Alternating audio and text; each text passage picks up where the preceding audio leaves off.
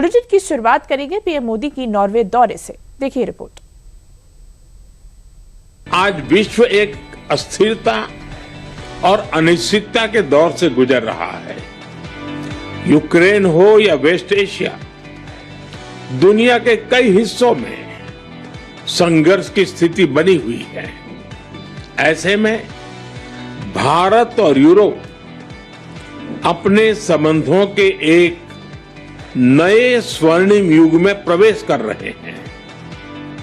दुनिया ऊर्जा संकट की अंधेरी सुरंग में रास्ता खोज रही है, लेकिन भारत समाधान की मशाल लेकर आगे बढ़ रहा है, साझेदारी का सेतु बना रहा है। वैश्विक ऊर्जा संकट ने दुनिया की चिंता बढ़ा दी है, लेकिन भारत साझेदारियों का ऐसा सेतु बना रहा है जो तेल और गैस के साथ साथ ग्रीन एनर्जी, हाइड्रोजन, समुद्री सुरक्षा, डिजिटल टेक्नोलॉजी और भविष्य की अर्थव्यवस्था को भी रफ्तार दे सकता है। दरअसल पीएम मोदी अपने 6 दिवसीय 5 देशों की यात्रा के पड़ाव में सोमवार को नॉर्वे पहुंचे। पीएम मोदी का ये दौरा ऐतिहासिक है क्योंकि 43 वर्षों में किसी भारतीय प्रधानमंत्री की ये पहली नॉर्वे यात्रा है। यहाँ तक कि खुद पीएम मोदी भी पहली बार नॉर्वे की धरती पर कदम रखे हैं। नॉर्वे की यात्रा करके मुझे बहुत खुशी हो रही है। यह देश नेचर और ह्यूमन प्रोग्रेस के बीच हार्मनी का एक सुंदर उदाहरण है। सबसे पहले मैं प्रधानमंत्री जी का इस आत्मीयता भरे स्वागत के लिए हृदय से आभार व्यक्त करता हूं। और कल नॉर्वे के कॉन्स्टिट्यूशन डे के महत्वपूर्ण अवसर पर मैं विश्व के सबसे बड़े लोकतंत्र की ओर से नॉर्वे जैसे सुदृढ़ और जीवंत लोकतंत्र की यहाँ की जनता को हार्दिक शुभकामनाएं देता हूं। मैं पिछले वर्ष नॉर्वे आने वाला था, लेकिन पहलगाम में हुए आतंकी हमले के कारण वह यात्रा स्थगित करनी पड़ी।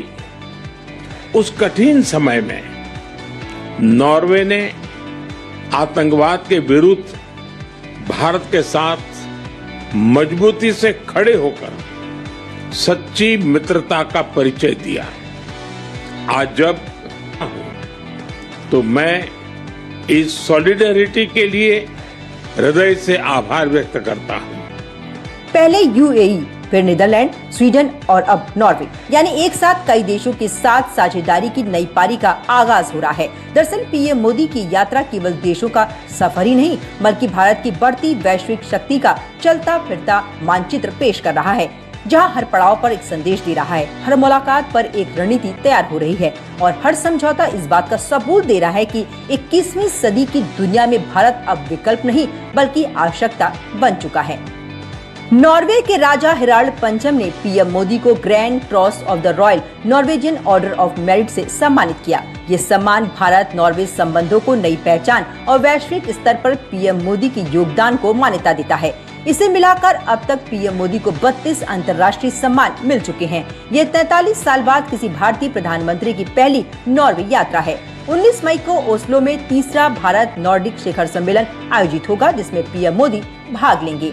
भारत और नॉर्वे के बीच व्यापार करीब $2.73 बिलियन तक पहुंच चुका है। इससे पहले यूएई के साथ तेल, गैस और रक्षा के क्षेत्र में समझौते हुए, फिर नीदरलैंड के साथ semiconductor, critical minerals, green hydrogen, ऊर्जा, कृषि समेत 17 समझौतों पर सहमति बनी।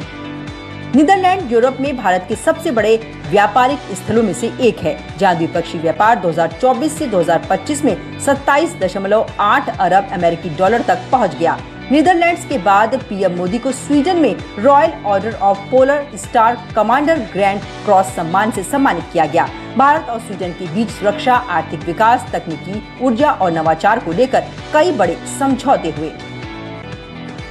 भारत को पहले यूएई की रेत से ऊर्जा का भरोसा मिला, फिर नीदरलैंड की धरती पर रणनीति के नए अध्याय जुड़े।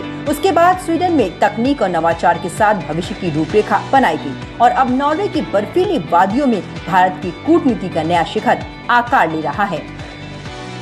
पिछले वर्ष भारत और यूरोपियन फ्री ट्रेड एसोसिएशन के एक ऐतिहासिक trade and economic partnership agreement लागू किया।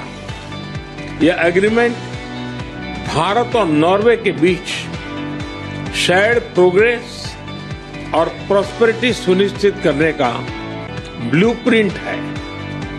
इस एग्रीमेंट में अगले 15 वर्ष में भारत में $100 बिलियन इन्वेस्टमेंट और 1 मिलियन जॉब्स क्रिएट करने का लक्ष्य है। आज हमने ट्रायंगुलर डेवलपमेंट कोऑपरेशन एग्रीमेंट किया है। अब हम मिलकर ग्लोबल साउथ के देशों में भारत के डिजिटल पब्लिक इंफ्रास्ट्रक्चर प्रोजेक्ट से ह्यूमन डेवलपमेंट में योगदान देंगे।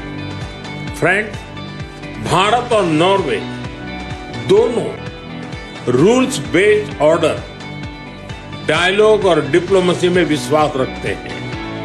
हम एकमत है कि मिलिट्री कॉन्फ्लिक्ट से किसी भी मुद्दे का समाधान नहीं निकल सकता। यूक्रेन हो या पश्चिमी एशिया, हम संघर्ष की शीघ्र समाप्ति और शांति के हर प्रयास के समर्थन करते हैं और समर्थन करते रहेंगे। जब पूरी दुनिया संसाधनों की कमी, सप्लाई चेन पर दबाव और भू राजनीतिक तनाव से जूझ रही है, तब भारत संतुलन, स्थिरता और साझेदारी का नया मॉडल दुनिया के सामने रख रहा है। अबू धाबी से उठी ऊर्जा सुरक्षा की गूंज, एम्स्टर्डम में गूंजती व्यापार और हरित विकास की रणनीति, स्टॉकहोम में आकार लेती तकनीकी साझेदारी और ओस्लो में खुलते आर्कटिक और ब्लू इकोनॉमी के नए दौर, ये सब मिलाकर उस भारत की तस्वीर पेश कर रहे हैं। ये सब मिलकर उस भारत की तस्वीर पेश कर रहे हैं जो संकटों से घबराता नहीं, बल्कि उनके बीच अवसरों का नया रास्ता बना रहा है। Signing a memorandum of understanding on developing high-tech quality health services, closer cooperation on digital health, artificial intelligence, research and health technology. We also deepen our cooperation on digital development, including work on digital public infrastructure and digital public goods. India is today a leading global force in technology, innovation and renewable energy. I remarked to the Prime Minister that I accompanied the then Prime Minister Stoltenberg to India in 2001, that is a quarter of a century ago, when we agreed that this was opening a new chapter of economic cooperation between Norway and India. यही नहीं, PM Modi की Norway की इस यात्रा में सबसे खास Bharat Nordic शिखर सम्मेलन माना जा रहा है, जिसमें एक बड़ी बैठक होने वाली है। बैठक में कई देशों के डेलीगेशन शामिल होंगे, कई बड़ी बायलैटरल मीटिंग्स होंगी। इस यात्रा में रक्षा सुरक्षा, ग्रीन एनर्जी, समुद्री सुरक्षा तकनीक जैसे मुद्दों पर बात होगी। वैश्विक उभरते संकट को लेकर अब आखिर पीएम मोदी की किन 5 देशों के साथ बैठक होगी, ये भी जान लेते हैं। समिट में Denmark, Finland, Iceland, Sweden, Norway शामिल रहेंगे। ये भारत नॉर्डिक समिट पहली बार 2018 में स्टॉकहोम और दूसरी बार 2022 में कोपेनहेगन में हुई थी। इस बार बैठक में ग्रीन एनर्जी, डिजिटलाइजेशन, रक्षा सहयोग, जलवायु परिवर्तन और आर्कटिक नीति जैसे मुद्दों पर चर्चा होने की संभावना है। इस दौरे से 2.73 अरब अमेरिकी डॉलर के द्विपक्षीय व्यापार को गति मिलने की उम्मीद के साथ ही नॉर्वे के सरकारी पेंशन फंड ग्लोबल द्वारा किए गए निवेश को भी बढ़ावा मिलेगा, जिसने भारतीय पूंजी बाजार में लगभग 28 अरब अमेरिकी डॉलर का निवेश किया है। खास बात यह भी है कि भारत अब केवल अपनी जरूरतों को पूरा करने वाला देश ही नहीं बना है, बल्कि साझेदारियों का एक ऐसा नेटवर्क भी बन रहा है जो भविष्य की वैश्विक व्यवस्था को आकार दे सकता है। दुनिया के अलग अलग देशों में भारत की मौजूदगी और प्रभाव इस बात का प्रमाण है कि अब भारत की आवाज सुन ही नहीं जाती, बल्कि गंभीरता से मानी भी जाती है। आज हम भारत नॉर्वे संबंधों को एक ग्रीन स्ट्रेटेजिक पार्टनरशिप का स्वरूप दे रहे हैं। इस स्ट्रेटेजिक पार्टनरशिप से क्लीन एनर्जी से लेकर क्लाइमेट रेजिलियंस, ब्लू इकोनॉमी, उससे लेकर के ग्रीन शिपिंग, हर क्षेत्र में भारत की स्केल, स्पीड और टैलेंट को नॉर्वे की टेक्नोलॉजी और कैपिटल के साथ जोड़कर हमारी कंपनीज ग्लोबल सॉल्यूशंस डेवलप करेगी। 6 दिन, 5 देश और अनगिनत संभावनाएं।